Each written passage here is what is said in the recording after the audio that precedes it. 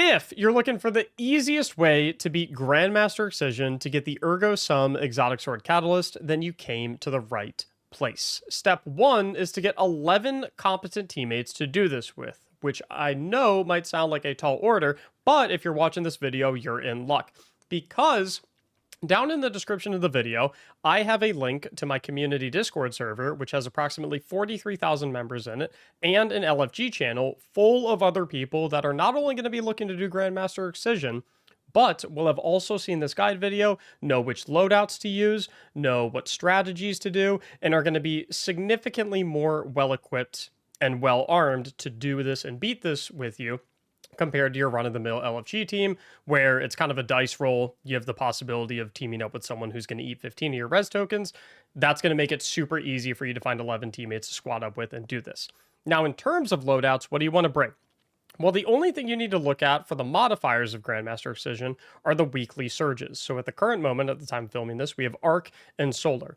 And the reason you care about that is because every single person on your fire team is going to be bringing a linear fusion rifle that matches one of those surges. So for example, for this week, we have Arc and Solar. So I'm bringing my Solar Cataclysmic linear fusion rifle. We'll get a little bit more into why we love the linear fusion rifle for Grandmaster Excision. But the other piece of the loadout I want to talk about, number 2, that every single person on your fire team needs to be bringing, is an Outbreak Perfected. When you have 12 people rocking and rolling with this, it absolutely bangs. Not only for the fact that you have anti-barrier pulse, you shred through any barrier champion in Grandmaster Excision, but the nanite stacking, it shreds the Tormentors, it shreds the boss, the Witness himself. It's just absolutely spectacular for this activity. In terms of the rest of your loadout, it really doesn't matter all that much what you bring. You can kind of bring whatever you want. You want a little bit of a mix of everything. Feels nice to have some tethers. You want a Well of Radiance or 2 on your team. If you're rocking with a Titan, you can bring Twilight Arsenal. And you, generally speaking, just want to invest in some slowing abilities so that you have easy ways to stun the Overload champions. And as well as a couple maybe suspending abilities. If you're rocking and rolling with Titan, you can bring a Suspend Grenade, or a Shackle Grenade rather, so you can suspend the Unstoppable champions. So if you're coming on a Hunter, bring some Withering Blades and Winter Shroud. If you're coming on a Warlock, you can bring a Bleak Watcher turret. If you're coming on Titan, you can bring maybe Dranger's Lash Barricade and a Shackle Grenade. Really doesn't matter all that much what you bring. In terms of mods, I love investing into a lot of kinetic mods for the Outbreak Perfected. I love going with a kinetic weapon surge, as well as a weapon surge matching my heavier linear fusion rifle. But really, it's as long as you got the Outbreak Perfected and the linear fusion rifle, you're going to be more than good to go. So we're going to launch into Grandmaster Excision right now, and I'm going to show you exactly where to stand, like the order to kill things in, what you need to be aware of, easy ways to speed things up. It's going to be super, super simple. Once you finish this entire guide video, you're going to be able to walk into Grandmaster Excision, snap your fingers, and beat it in just a couple of seconds. Or not just a couple of seconds, but like first, second try, you'll beat it instantly. And I genuinely do mean by the title of this video, anyone can beat it. It's not that difficult as long as you're with a team, which again, Discord server linked in the description below. As long as you're with a team that is on the same page as you, and you are on the same page as them, you're golden. Now, the spawn area of this, right when you hop in, is definitely one of the most dangerous parts of the activity.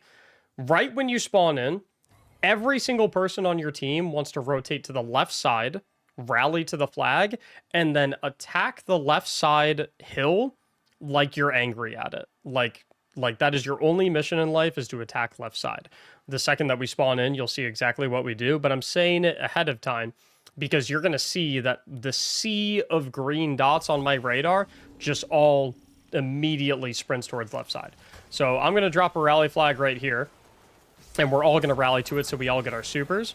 And then every single person is just going to sprint over here to left side, drop all of their supers, and absolutely massacre everything over here. It's okay if you have a death or two. That's going to happen when you begin on the spawn. But see how every single person on my team is just ripping supers, absolutely just sprinting over here on left side.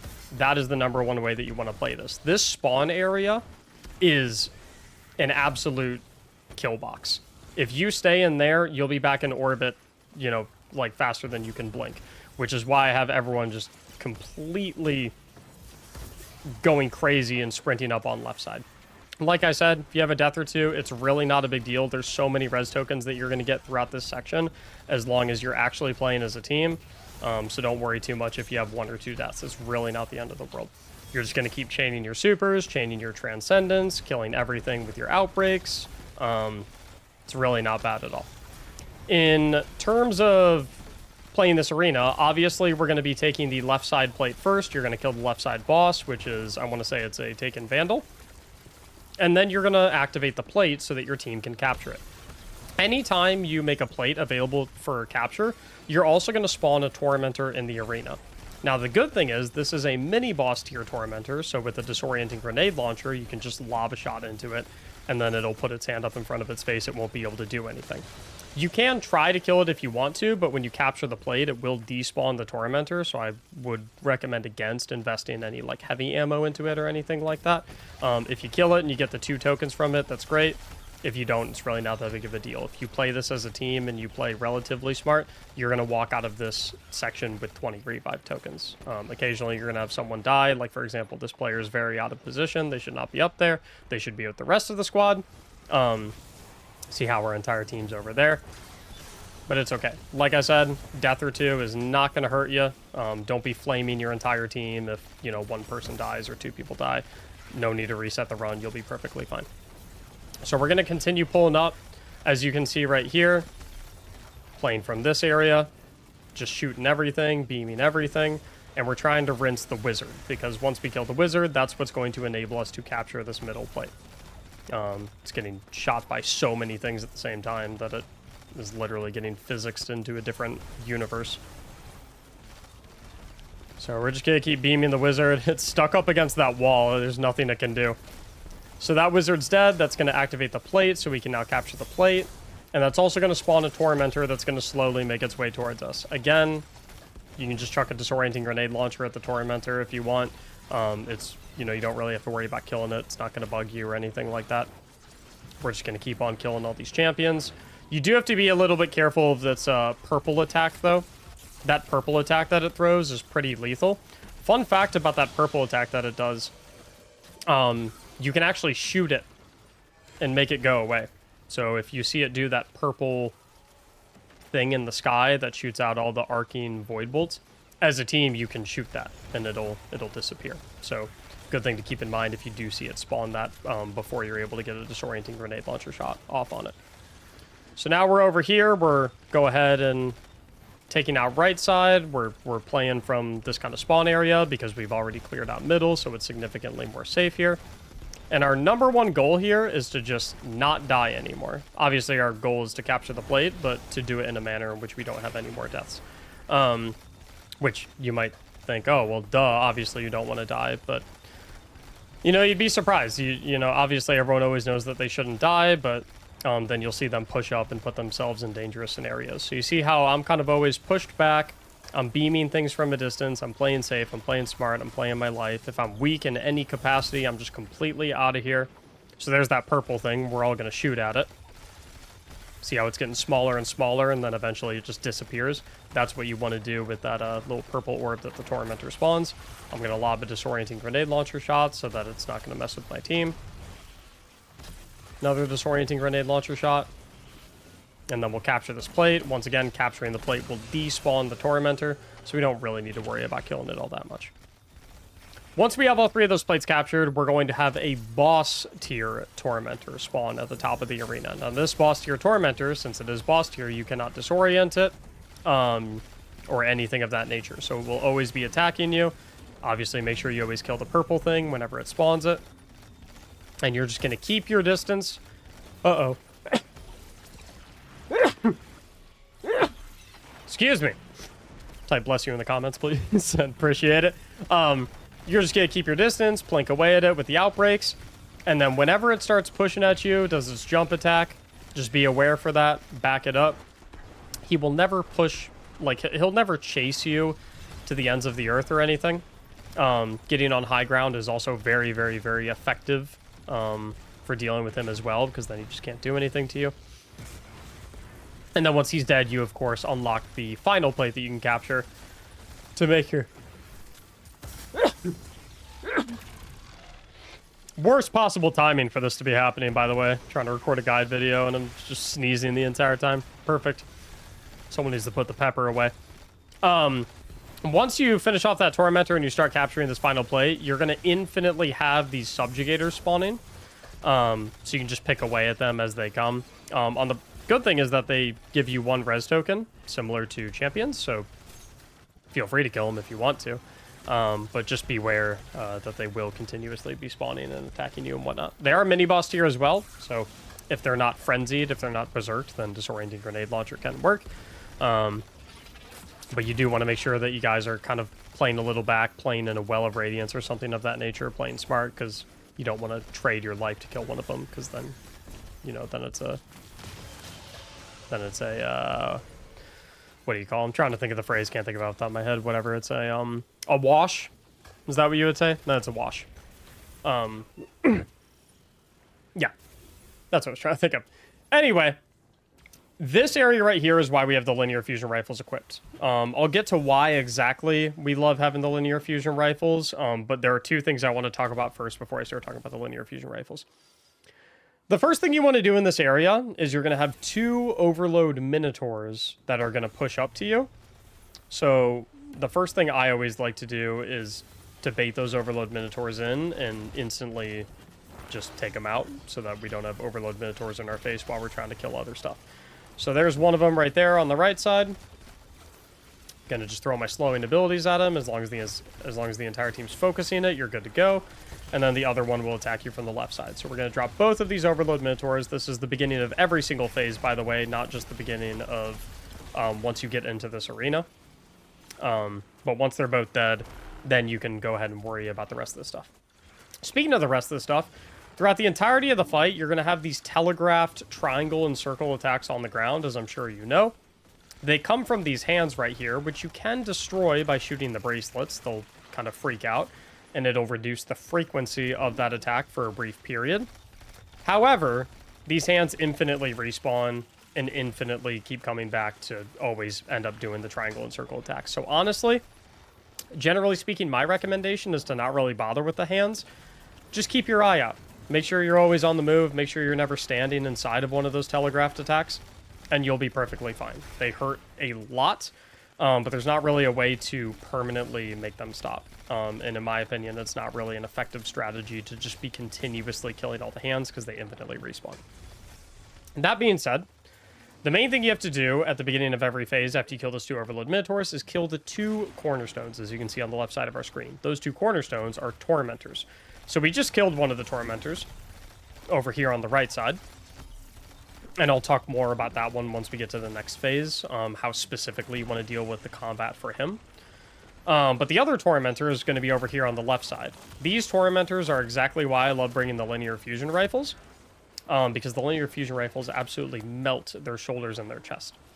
Now, this Tormentor on the left side is very, very passive, very defensive, and very shy. In fact, unless you sprint up and provoke him, he is going to stay in this back left side of the arena permanently. He will never push up and attack you. He's just going to wiggle back and forth between this rock right here and this structure. And he's just going to play peekaboo with you over and over and over again. So you just want to wait until he reveals himself to you and then just absolutely rinse him with your linear fusion rifle. Speaking of linear fusion rifle, continuously during the fight, you're going to have this heavy ammo crate that spawns that'll get you to max ammo. This is why we bring the linear fusion rifles. And it's why you don't really have to worry about ammo economy at all, because that thing is going to continuously respawn, so you'll basically always be at max linear fusion rifle ammo. Doesn't matter if you miss a ton of shots like I am, the crate will eventually come back. Once you kill both cornerstones, you're going to have to scavenge all of the lights out in the arena. Now, big mistake I see a lot of people make with this part of the fight is they put themselves in very dangerous positions like Cold just did right there. Sorry, Cold. Love you, but gotta use you as an example. I see a lot of people make a big mistake by trying to go for these very difficult to reach pieces of light that are in front of tons of ads. There's like 4 to 6 light buffs that you can pick up that are very close to you that are very, very safe to grab. So for example, that one I'm not messing with because I know there's enemies staring right at it. I'm just going to wait until this very close one respawns because I can get that one very, very safely. The key with the light pickup phase is to just play your life above all else. Don't get greedy and try and get deep into the arena to get the lights that are in the middle of a bunch of enemies. Just wait for the close ones to respawn. You're in no rush, and if you risk running in and dying in front of all those enemies and wasting a token to try and go get a light, then you're putting your team in a pretty rough position, because literally, in fact, the only way that you can wipe this is if you run out of tokens. So just wait for the close ones to respawn. Like, never in a million years would I dream of going for that one back there. Don't get greedy with it. You'll be fine. You'll then, of course, dunk the 16th. You'll grab the swords, and you'll kill 2 rows of statues. Now, while we kill the statues, I'm going to tell my entire team that none of us are going to be dealing damage to the witness in this DPS phase. None of us are shooting a single bullet out of our gun for the DPS phase. All we are going to do is focus on getting comfortable with the witness's attack patterns.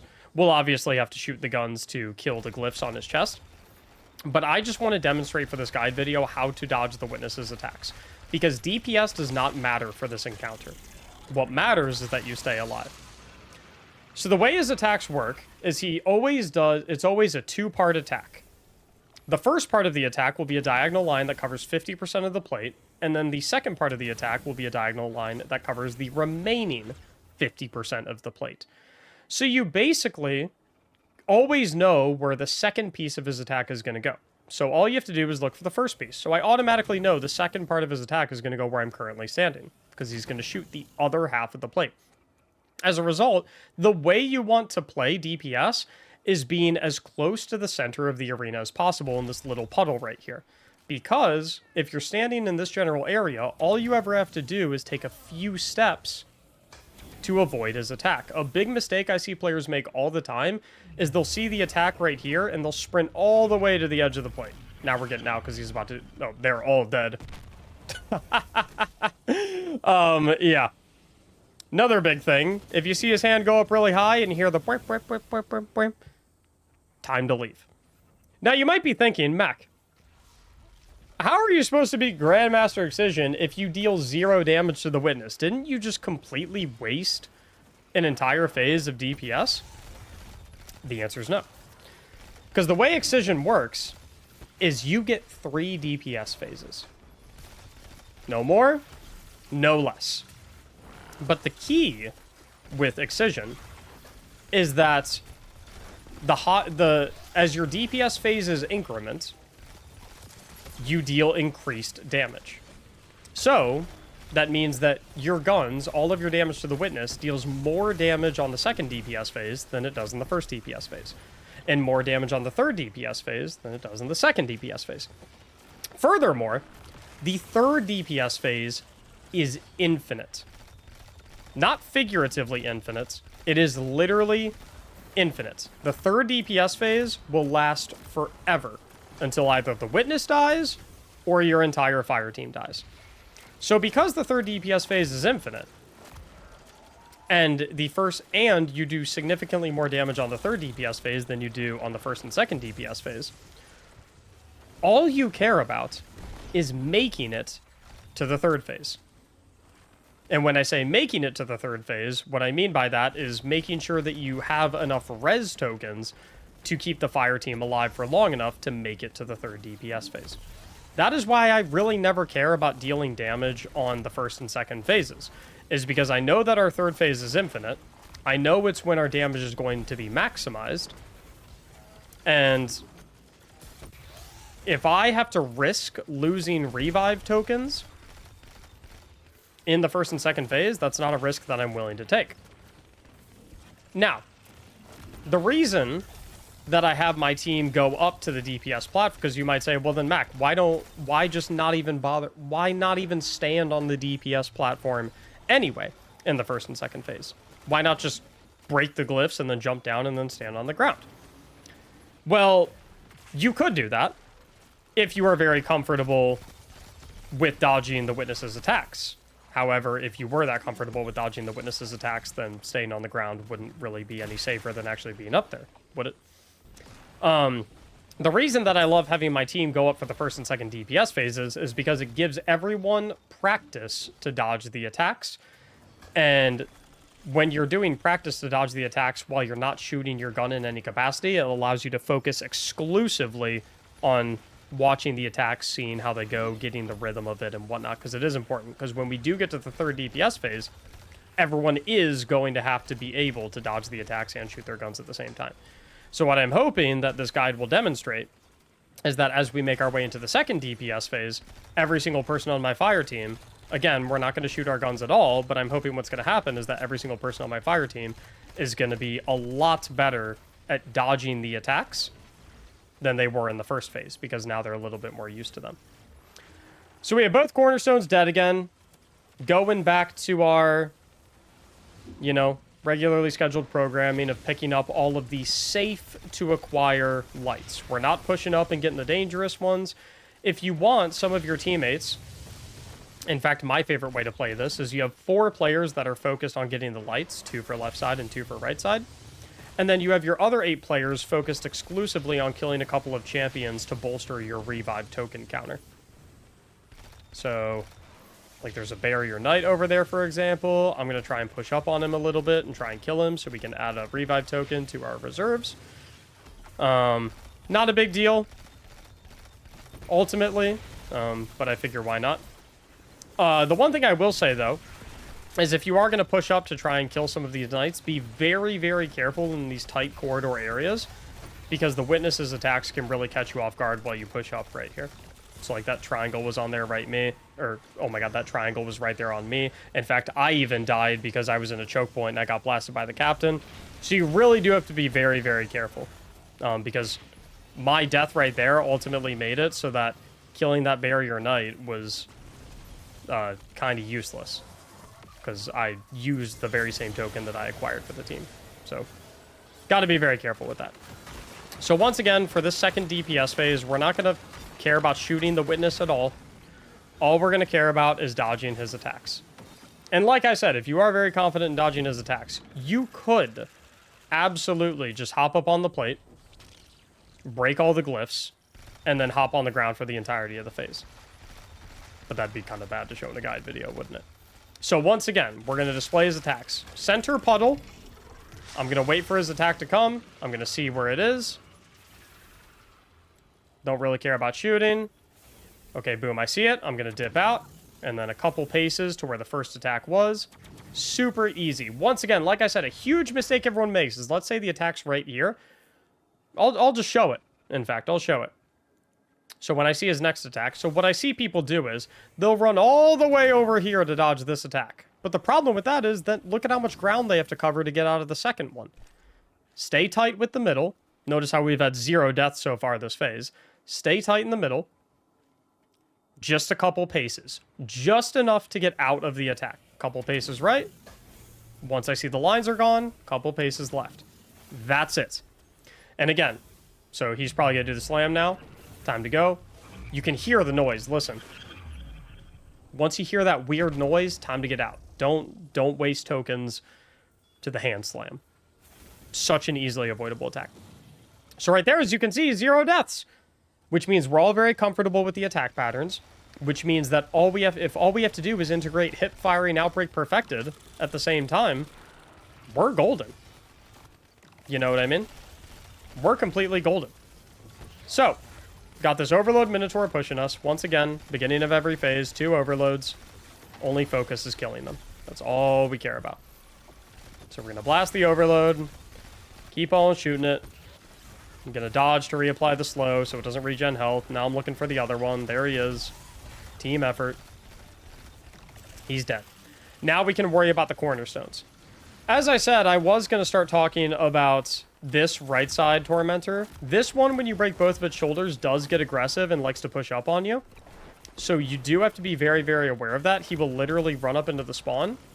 So you have to be ready, willing, and able to dodge his jump attack when he does try and pull up on you. Luckily, you have a lot of room back here in this area of the arena, so you have more than enough space to run horizontally to dodge him. But as long as all 12 people on the team all focus him, you'll be perfectly good. you'll be perfectly good to go. So now with that Tormentor dead, we're going to focus on killing Tormentor number 2, the very passive one on the back left side. We're just going to wait until he shows. Looks like he's being a little shy. So we'll pick off a few champions. I can actually see him with my Stylish Executioner. He's behind that rock. Sometimes if he's not moving, you can send some people over here on a far angle. And they can chip away at him. Just to get his aggro so he'll shuffle around a little bit. Make sure you're never tunnel visioning too hard. Because you don't want to end up with one of the triangle or circle telegraphed attacks sitting on you. And then you die and you waste a token. Just keep blasting him. Keep on shooting. And I have a challenge for everyone that's currently recording this video with me, who's in my fire team while we're recording this video. My challenge is 0 deaths during the entirety of the final DPS phase. I want to see if we can pull it off to really show that we have indeed mastered the tips from this. Because here's the thing with the final DPS phase. Here's what I would encourage. It is better to stop shooting your weapon for a few seconds to be able to focus on dodging the attack than it is to hold down the trigger, try and pump out a little bit of extra DPS, and risk dying as a result. So, if you're blasting the Witness, you know what? I'll have more than enough time to talk about it during the DPS phase. We got a lot of health to burn, so probably don't really need to talk about it right now. I'm not going to go for that one. I'm not messing with that one. Another thing I do want to mention as well, if you're doing a run of this and you're very, very, very low on revive tokens, when you gather all 16 lights, it'll automatically revive any currently dead players in the arena, regardless of how many revive tokens you have. So even if you have 0 tokens and you have like 6 players dead, once you dunk the 16th light, once you gather the 16th light, it'll automatically revive those 6 players, even if you have 0 res tokens. So don't feel like you have to put yourself in a risky position killing 6 champions during the light gathered phase just to revive 6 people before you finish it up. That being said, that does put you in a rather risky position because then you're walking into the DPS phase with 0 res tokens, so your room for error is literally 0. But if you guys follow this guide to a T, I doubt any of you will end up in that situation anyway, so you'll probably be good. So we have 3 more lights to gather before we enter our infinite DPS phase. Our infinite DPS phase. Looks like Tech has the final one. They'll go ahead and dunk it. We'll get the final round of swords. And this is why I love bringing the Outbreak Perfecteds with rewind rounds. If you don't have rewind rounds, it's okay. But I love rewind rounds for the Witness DPS phase because he has so much health. You're going to burn through your heavy ammo in the first 20 seconds of the DPS phase. Not only can you hip fire Outbreak Perfected, which allows, it gives you more peripheral vision on the attacks that will be coming, but it's also infinite ammo. So it just feels spectacular for this DPS phase. So, the challenge I proposed to my entire team, 0 deaths during this entire phase. All we're going to do is use Outbreak Perfected. Absolutely nothing more. You can pop your Transcendence here and there for the 5% weapon damage buff if you'd like. Ooh, you know what? Actually, I'm going to demonstrate something. See how there's the telegraphed attacks right there? If you see some of those, it is in your best interest to send a couple players off the plate at the beginning of the DPS phase to kill those hands real quick, so that those telegraphed attacks, the triangle and the circle, aren't messing with you during the entire DPS phase. Then once you kill them, you can go back to DPS. So all we're going to do is this. See how at the top we have Traveler's Guidance X3? That's interesting. I can't even see the attacks right now. Okay. Looks like we're missing the attack indicators. That's fun.